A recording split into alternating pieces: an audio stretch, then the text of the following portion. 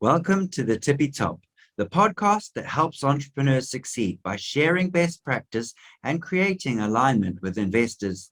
You'll hear from seasoned entrepreneurs, venture capitalists, and industry professionals.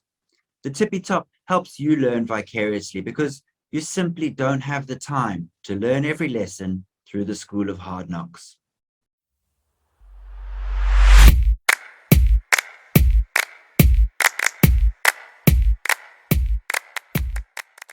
Peter Walsh, great to have you on the show. Great to be here. My pleasure. Thanks again. Now, Peter and I met in 2015, circa, at one of his impressive Match Capital events at WeWork South Bank, London. Definitely the best events in town. Anyone was there. Literally, it felt like all of London VCs were there. Amazing. We love doing them.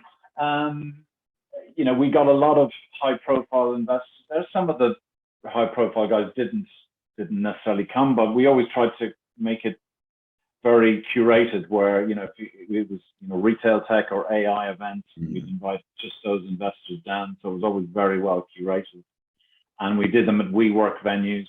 We were at WeWork tenants.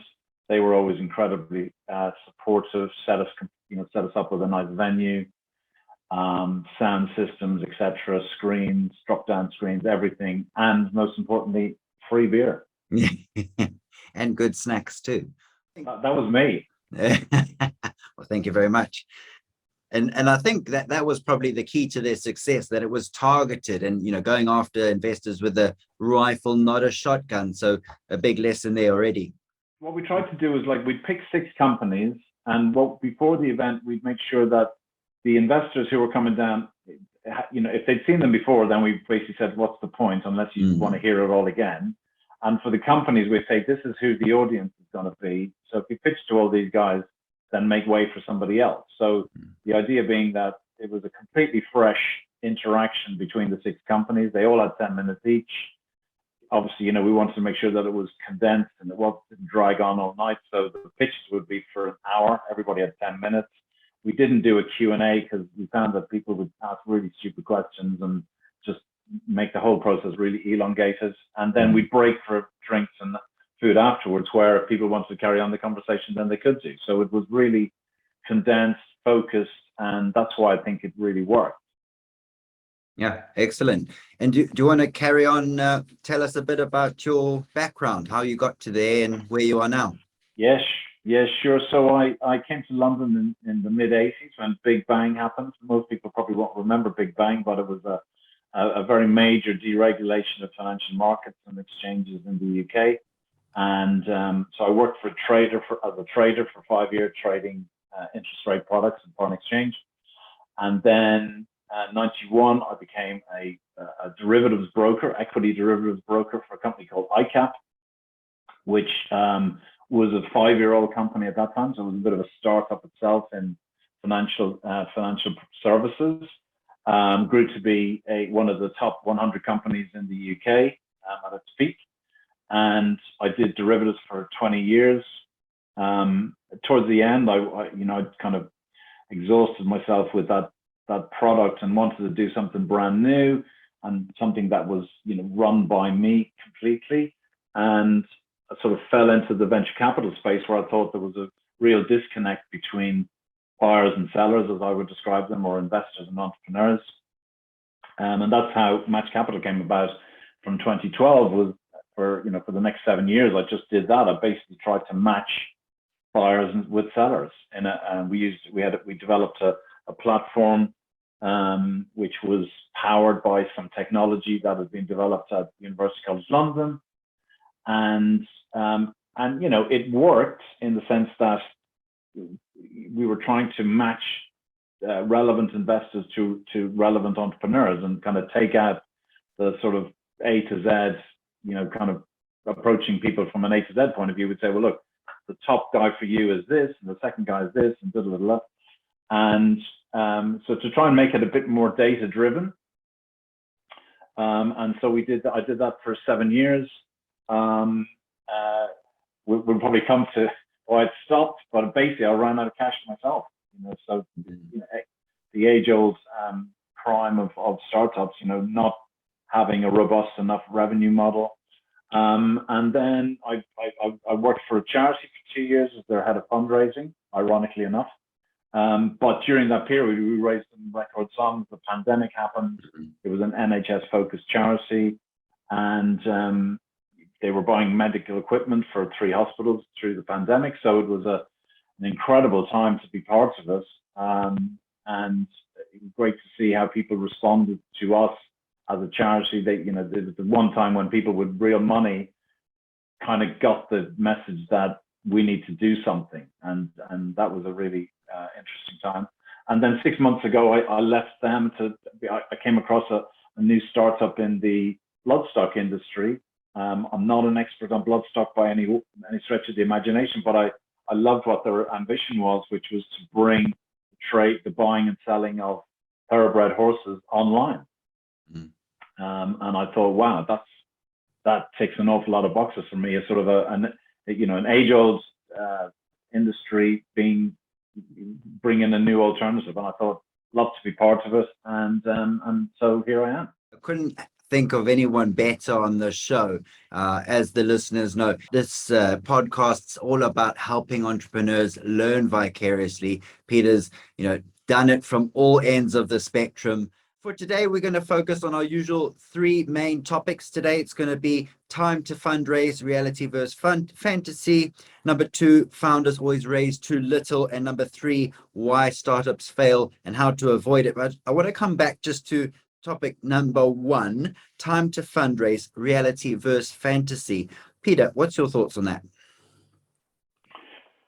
One of the first takes I have is that you're trying to get people to invest into a private company, whereas we're all kind of used to giving money to money managers and investing into private companies and funds and all the rest. But here you get trying to persuade investors to put money into a private company where they may not get an exit for a very long time. So, when you're absolutely at the beginning, you're going to go to friends and family. A lot of them will probably never have invested into a private company in their lives. So you're trying to persuade them to do something that they've never done before, even if they love you. And so that requires a hell of a lot of hand-holding, talking them through the process, explaining in the UK the whole tax structure of how you can benefit from tax breaks for your investment to minimize your risk. And I'm reminded that when I was at Match Capital, we raised a multi-million-pound raise for a company. The top match on our system was the guy who put the money into them, but it took 10 months from the day I first met the entrepreneur to the day he got the cash in the bank, and I thought that was a good outcome. Wow. So you'll see a lot of things. Well, go and raise money in 3 months, 6 months. It takes an awful lot longer than you think. So you kind of, I say, pick a number in your mind in terms of time, and then double it, and then see how that affects your cash flow. Wow. And what would that number be initial as a rough starting point? Well, I mean, we're raising money at the moment, and we've been talking to people since I got there, and that was May. We're now October. Now we've raised a fair amount of cash, but the conversations are ongoing with people. Sometimes, they go on holiday or they've got other focus themselves. So, I think you're talking in the early stages. You're certainly talking 6 to 9 months, maybe a year. It'll take you 3 months just to build your database of people of who you want to talk to. Then you got to go and see them, or if you want to go and see them direct, face to face, or Zooms, or it's such a long process. You've got to make sure that you're allowing plenty of time to get, particularly in your first raise, to get that money in. It's torturous. Wow. And sticking on that theme of time to fundraise, you've touched on Match Capital. Tell us a bit more. Well, one of the things that is very noticeable now is that I'm very proactive on LinkedIn. I've always been a big fan of that platform because both entrepreneurs and investors are all on there, either kind of in your personal capacity and in your professional capacity. So it kind of captures your persona, which that's what I love about that platform. And I see companies that we worked with more than 5 years ago now beginning to really make some waves. And I think back to when I first met them, and I think of companies that pitched at our first event in 2015, and I remember companies that came along to just sit in the audience and listen. 6 years on, they're beginning to make waves. So it's taken all that time for them to get to critical mass. Not 3 years, not 2 years, it's not been an absolute rocket. They're slow burners, and so once you're in this, you're in it for the long haul.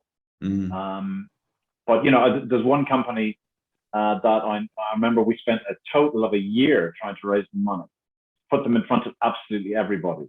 Didn't raise them a single penny. They've just been bought for $64 million this year, this month. Wow. And I thought, well, was that us that was that bad at fundraising, or was it just that people weren't kind of sure of the company and they thought that somebody bigger was going to eat their lunch, and there was all these excuses. And yet the guy himself dug in. He wasn't taking defeat. He wasn't going to be put off, and somehow he made it through. But we looked for a whole year to get him money and never got him a dime.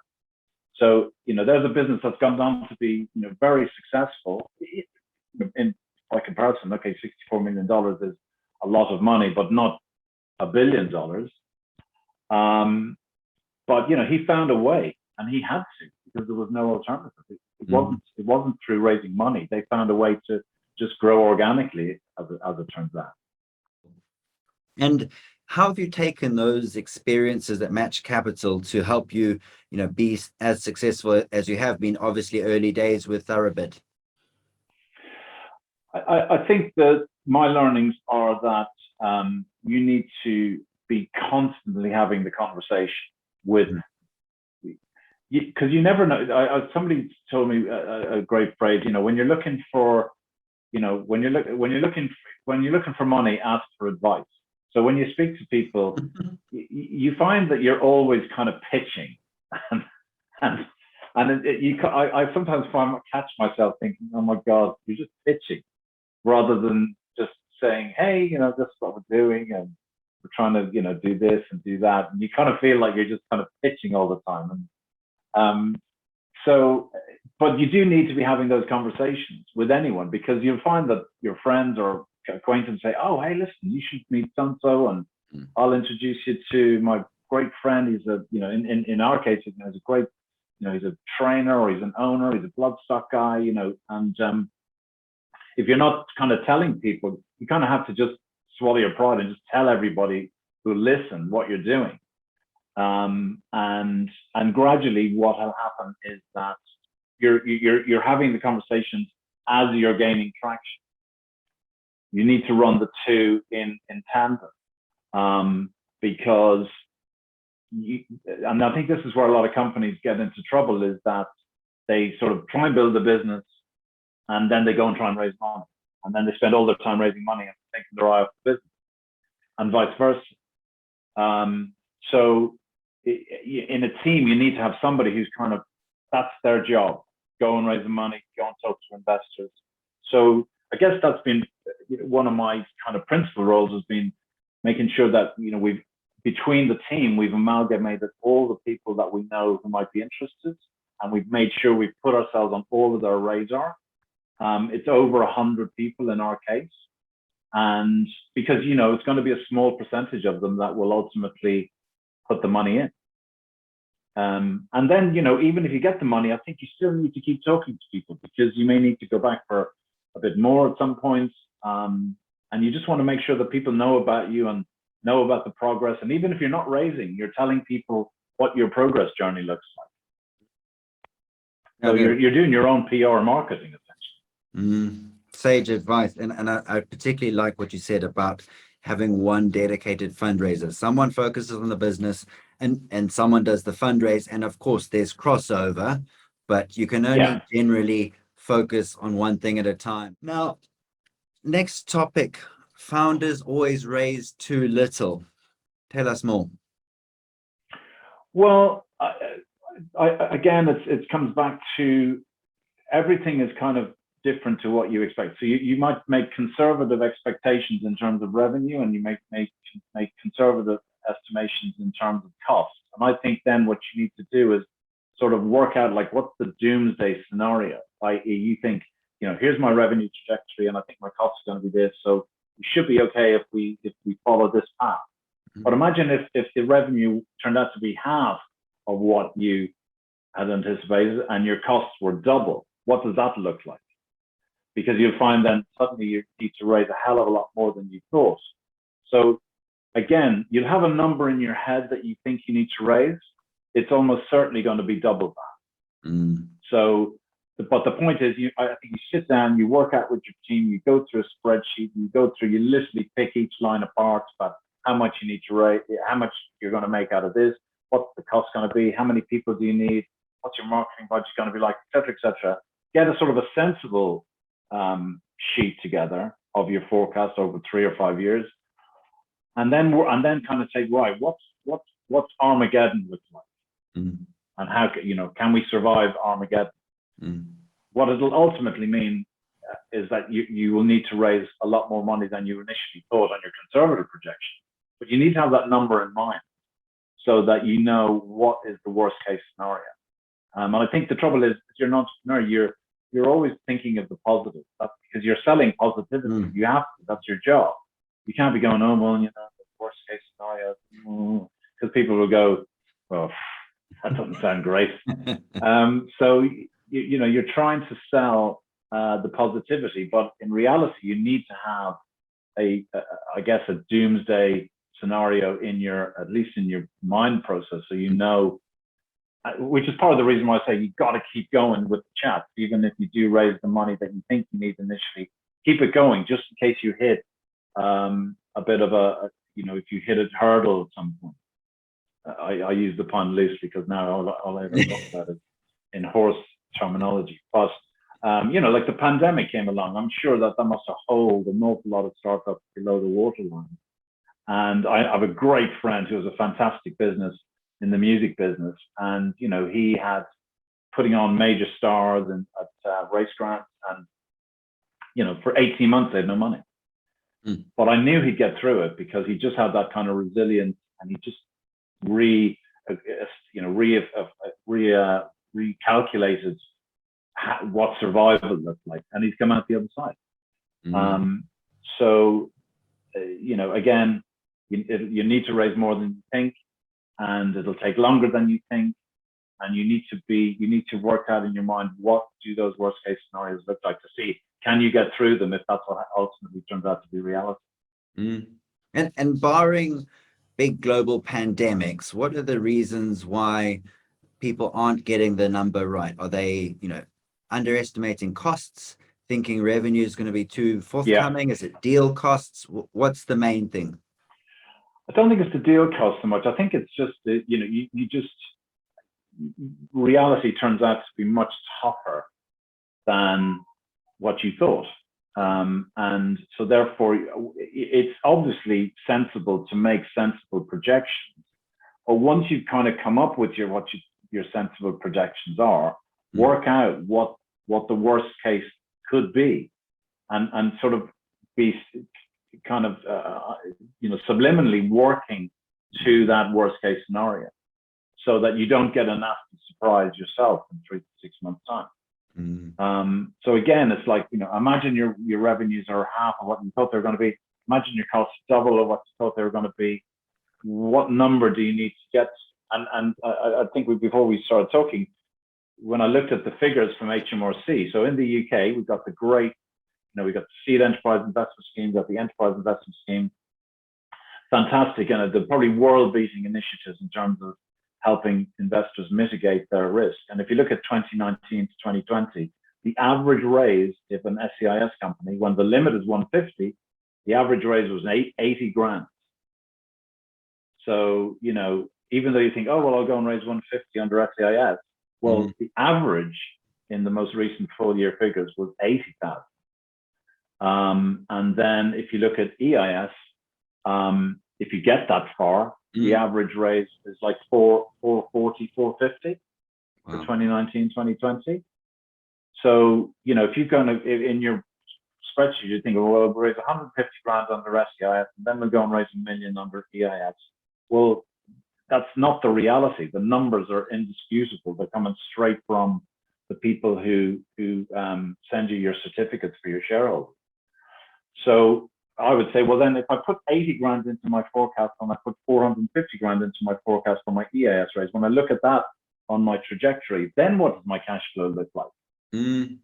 Because that's in reality, unless I'm an outlier, that's what I'm going to raise. Whether it's if you get to the venture stage, you know, the average venture raise is, you know, about 2 million quid, which might take you 5 years to get there, 3 or 4 years maybe.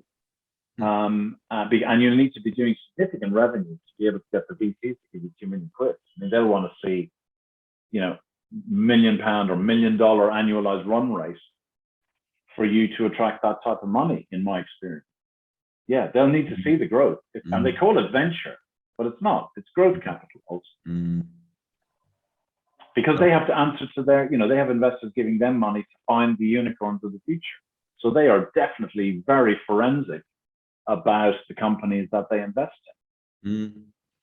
And I mean, that's quite scary, because we're saying it takes longer, it costs more, you know, you need to raise maybe, you know, it could be double what you estimate, yet people are raising, you know, just over half of the SEIS limit. So the cash is not there at that early stage. So are we looking at a bit of a market failure in the UK? Is it better in the US? Do you know? Like I saw somebody posted on LinkedIn the other day, you know, pre-seed, I think the valuation $8 million. I was thinking, well, I mean, that just doesn't happen, you know? So, yeah, and pre-seed, you know, what is pre-seed? Well, over there, it's kind of maybe even before you've got proof of concept. So, but the trouble is you can't be looking at the US, because it's not, you know, this has been going on for a long time. Silicon Valley and the US is a much bigger universe and much more aggressive. And, you know, we're dealing with the reality in the UK, and even with world-beating tax incentives, your average company is only able to raise half of what the threshold is. And that's pre-pandemic numbers. So, you know, has it got easier? Has it got harder? Arguably for 12 months, it's got harder. And maybe now we'll see a bounce back. But, you know, if you look at the SEIS scheme's only been around since 2012. And actually, there's only 2,000 companies that actually raised money under SEIS in the 2019-2020 financial year. Well, 2,000 companies? There's hundreds of thousands of companies out there being set up every year. What are the rest of them all doing? Are they bootstrapping, or are they just, you know, having a go and then it fails quickly and they move on? So it's a very small percentage of the number of companies that are being created that are actually successfully raising. So, you know, we called it the sort of, you know, when I was at Match, we were like, you know, there was that, we called it the chasm, you know, the funding chasm. How do you get past the funding chasm? And nothing's changed since I stopped, as far as I can see it. It's still as hard. And what I like to look at the actual factual numbers coming from HMRC and from the British Venture Capital Association as a very good guide of what the reality is like. And I can, you know, if somebody needs the actual reports on this, you know, they want to get it from me, I can send them some links maybe later on how you find it, so you can see what I'm talking about. Yeah, great. No, I'm glad you're setting the record straight, because everyone thinks it's fundraising city and, you know, the taps are open and it's super easy, and the reality is anything but. And particularly, you know, I think this US-UK phenomenon where everyone's taking advice from the US saying, well, they're raising 10 million at a 80 million post money on their pre-seed round. That's not the UK. And also in the US, the cost base is entirely different. When you hear about starting engineer salaries, they are eye-watering. So does it actually go much further? Probably, maybe goes less far. So yeah, people, if it's that much easier in the US, I always say go to the US. If you're in the UK, you've got to play by the UK rules, which are much more conservative. I remember there was somebody talking about, in the US, if you got a good idea, they give you hard cash. In the UK, if you got a good idea, they give you a hard stare. And I've always liked that phrase because I think that is what it's like. Hence, you've got to be super positive and super punchy and super committed as a UK entrepreneur. But that's the game, right? Yeah. Coming on to our third topic, why startups fail and how to avoid it. And we've had some clues coming up to this point, but I'd love to get your insider thoughts on that. I think it's really just, I think the question is sort of a summary of everything we've talked about. How to avoid, it's hard to say how to avoid this. I think what I've tried to allude to is that you need to work out, as I say, look at kind of have a sort of 3-stage approach to your funding. One is, what if it's like, if it's super amazing or average or worst case scenario. If it's super successful, well, then you never need to raise any money. So it's kind of a moot point. If your trajectory says, hey, listen, we're going to make millions of pounds in year 2, well, then investors say, well, what do you need the money for? Normally you need the money to fund your funding. You're borrowing, you're getting money invested to fund losses. So you've got to be able to explain how those losses are going to disappear, so that in year 3, 4, 5, and beyond, you're a profitable company. And losses mount up very quickly. So again, I think you have to project the super positive story, but in your mind have worked out what the worst case scenario looks like, so that you don't, once you've raised the money that you think you need, keep talking to people. Maybe just keep taking slivers of cash just to keep the thing ticking over, just in case you hit a bump. Because you suddenly find when the cash starts running out, it starts running out very fast. And you therefore need to be on top of that the whole time. It comes back to somebody in the team being the guy who's out there selling the story, selling the business to investors, talking to potential customers, getting leads, etc. Whereas when somebody else is in the business, driving sales, and on a large number of cases, there'll be somebody who's the techie. Let him concentrate on the building the tech. One guy builds revenues, one guy keeps the funding going until such time as you get to cash flow positive, and then you can kind of regroup and all muck in together, or divide your roles differently, where you're actually managing people and customers and all that kind of stuff, and the funding is not so much of a problem anymore. No, sage words. And from your bird's eye view perspective from Match Capital, the businesses that did succeed, what did they do right? I would say that generally speaking, the guys who really impressed me were the guys who are out there all the time. I can think, I'm deliberately avoiding names because I just think I haven't checked with them beforehand, but there were some guys who were literally out there. They would turn up, I'd say they would turn up to the opening of an envelope. They were at every demo day, they were at every, kind of meet up, they were at every pitching event, just there. They were kind of either presenting or they were just hanging out. They basically committed their lives effectively to the business, and yes, they become slightly, you think, oh God, here he is again saying, I've seen this guy a million times, but they were just relentless. And I think you have to have that relentless streak. And people who are not going to take no for an answer. And that, I think on a personal level, that causes problems because, you know, if you're in a relationship or you've got young family, you know, you need to be out all the time. And that must put an awful lot of strain on family life, particularly if you're a young family. And, you know, there's only so much support that your partner is going to say, well, you know, I'm behind you 100% and you go for it and we'll be here. And, you know, eventually after 6 months or 9 months, you're going, well, you know, the baby needs, you know, the school fees are coming up and, you know, you're still paying yourself a pittance. So I think that those guys, you know, the guys who were just literally relentless were the guys who impressed me. And I think that's the quality it requires. Wow. Okay. Tall order, as you say, and you need the support of your family and friends. So check with them before you decide to build a startup, right? 100%, 100%, because it's a lonely place, you know. And you're the one who's, you know, as an entrepreneur, you fret all the time. You're constantly waking up in the middle of the night thinking, oh God, I forgot to do this, or must do this tomorrow, or, you know, and you know, you sort of, you can't unburden. It's hard to unburden yourself onto people because people don't like to hear bad news. They want to hear the good stuff. But you know, you'll be constantly sort of storing up problems and bad news, and there's no release valve.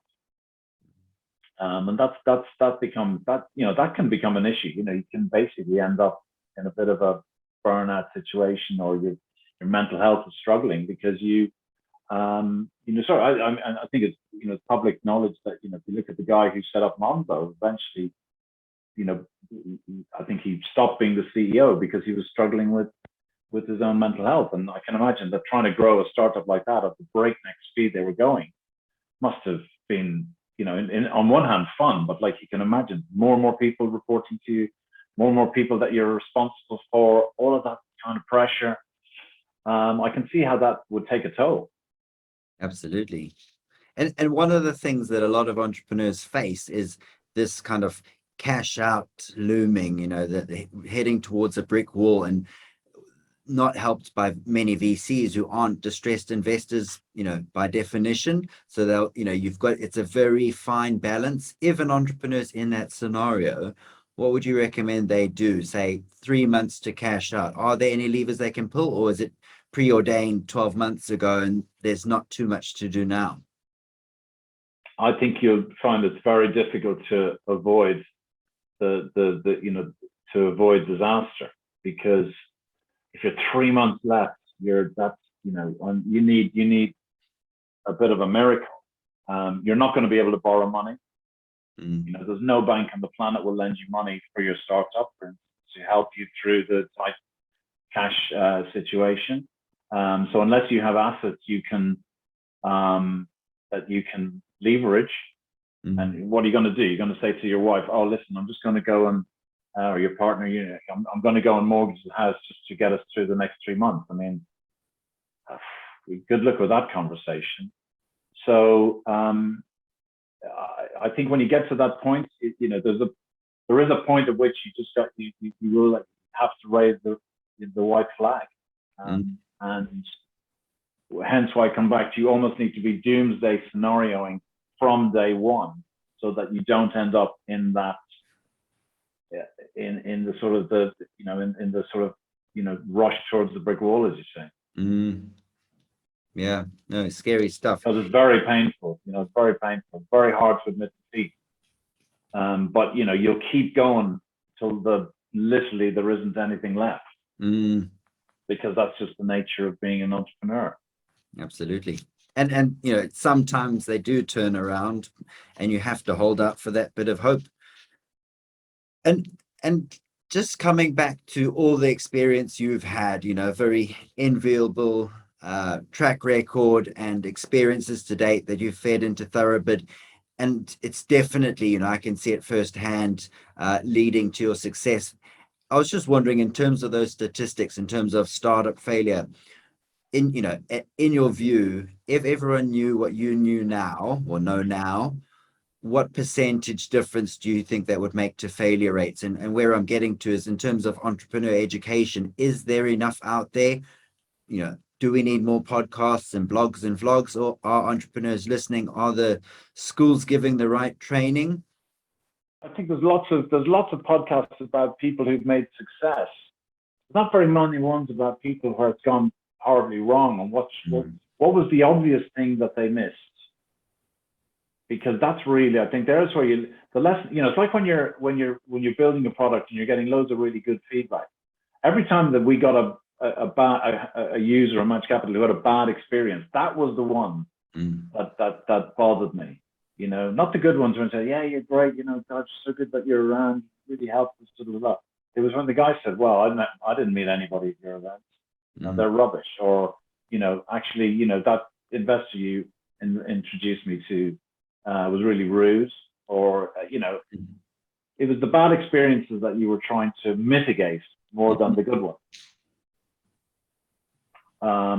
So I think there'd be more education about the failures rather than the success. I like that. And and learning from other people's failures, not doing it yourself, because there's thousands, tens of thousands of people who have done it before you. Pick up a book, listen to an audio podcast, the information's out there. You don't need to make those same mistakes to learn the lesson, and you can do it better and pick up where they left off. Yeah. I mean, look, at the end of the day, we're talking about raising money. Ideally, you don't want to go and raise money. Mm-hmm. You don't want to be going to try and raise money. You want to have an idea that almost hits the ground running, or how you're going to finance it, without going to investors, because that's such a involved process. And so, ideally you want to see, is there any way I can make it without having to go to investors? Obviously that's, not always an easy thing to do. And the vast majority of companies will still need to raise some money from somewhere. But I think you learn more from listening to people's disasters than you do from listening to their successes, in my own personal opinion. Maybe I'm just negatively unconscious bias to the negative. I don't know. Whatever works. Great. So I think I just want to summarize the main topics for today. So time to fundraise, reality versus fantasy, that it takes 6, 9, 12 months. And as Peter says, you might have to double those figures. So scary stuff. Founders always raise too little. So what should you do? Raise double. And actually raising is quite hard. So go get money from your customers instead. And number 3, why startups fail and how to avoid it. Well, be relentless and plan ahead and have that balance between the optimism and the realism in that downside scenario, because it does happen. So thanks for that, Peter. Really insightful. I mean, I'll qualify everything I've said. That obviously I've had my own experience of it. I've had, worked for some very successful companies, had my own failure. I'm now in a company which I think is going to be a huge success. So everybody's experience is going to be different.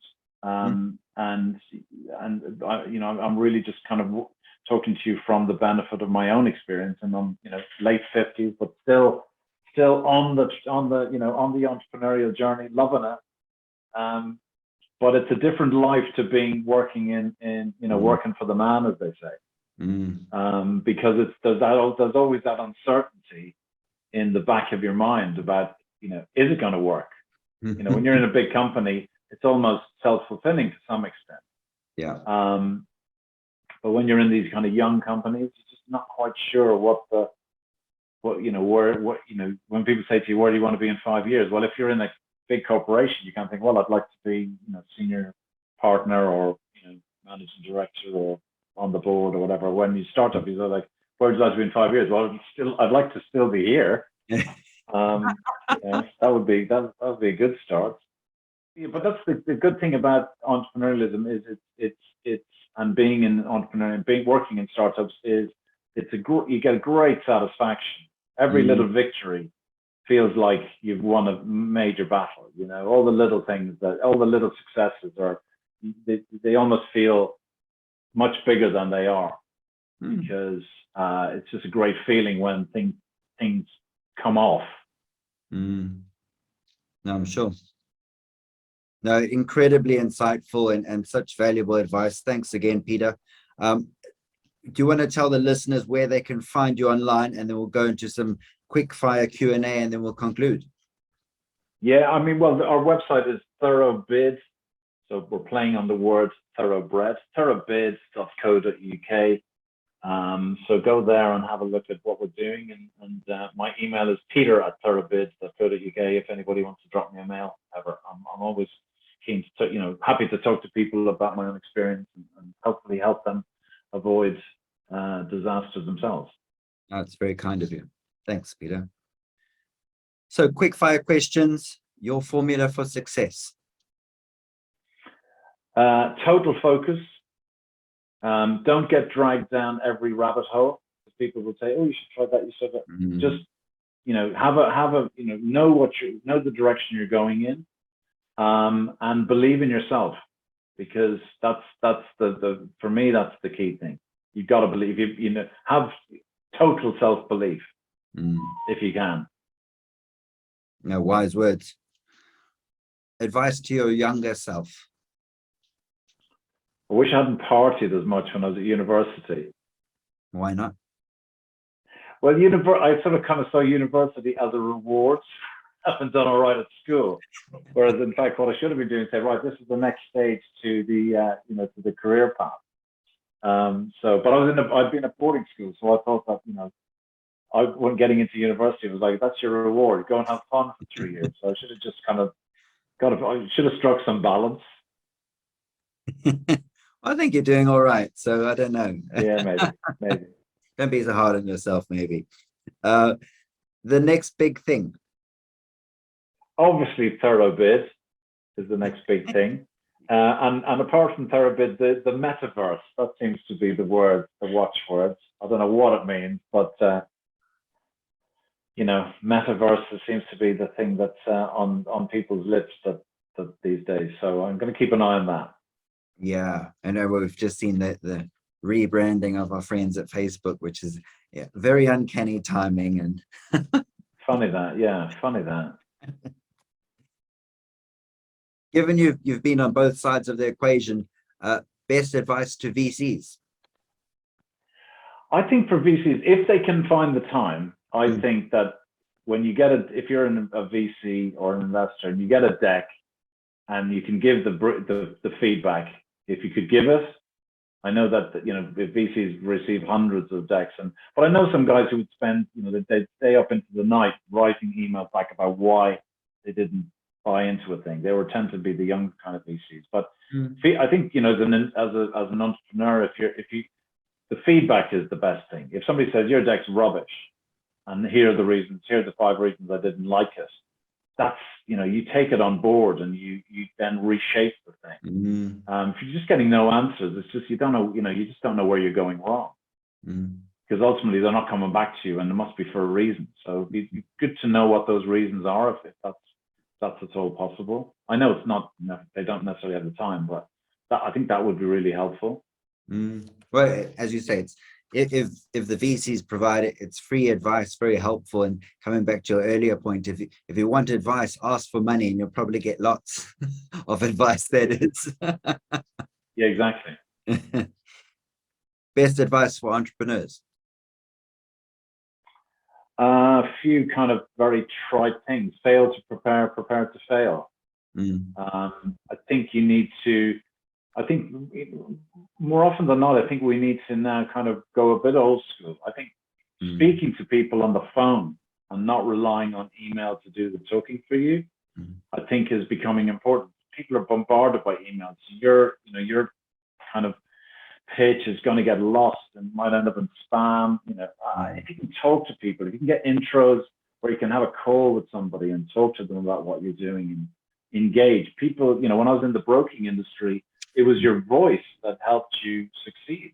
Talking to people, talking to customers, having a bit of banter, back and forth chat.